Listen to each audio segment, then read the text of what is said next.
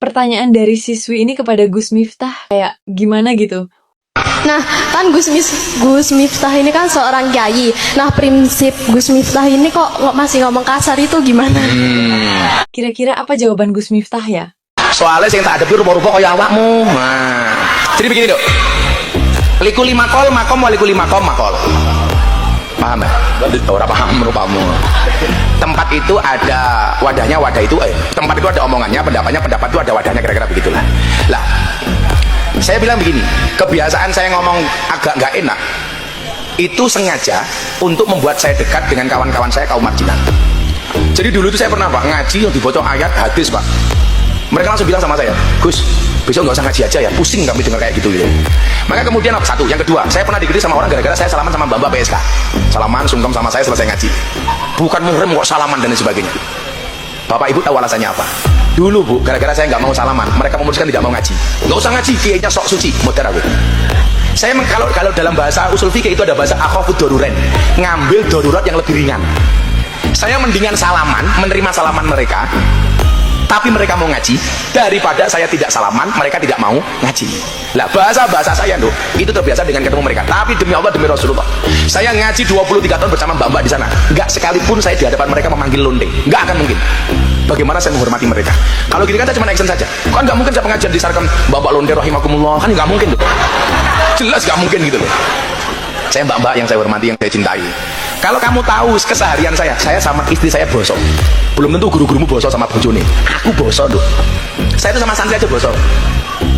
Kenapa? Saya bilang begini, salah satu kegagalan dakwah itu kadang-kadang karena adanya jarak antara kiai dengan jamaah. Kalau saya jamaah berani nyelekop, berani ngelok, saya malah seneng. Sehingga kemarin saya skripsi terakhir itu di Unusul Pak Joko. Coba nanti kalau jadi buku jenengan cari ya. Saya mempunyai metodologi mengajar namanya Al-Mizah Al-Miftahiyah. Al-Mizah itu apa bu?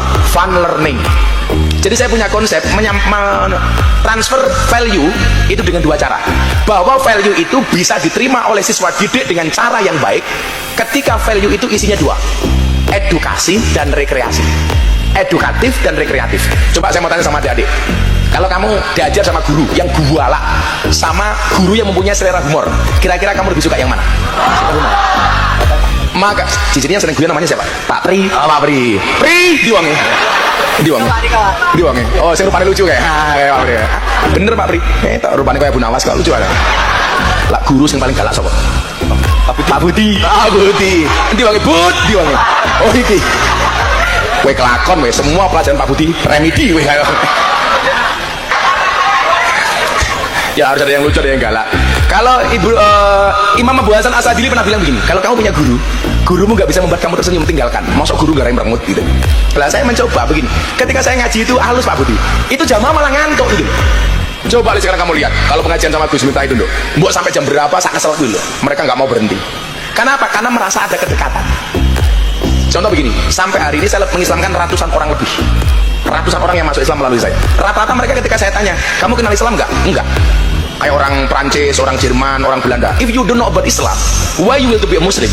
Jawaban mereka apa? Because your Islam is enjoy, relax, and happy. Karena Islamnya Gus Miftah itu asik, enjoy, relax, dan menyenangkan. Sehingga mereka masuk Islam tanpa saya meminta kepada mereka. Artinya apa?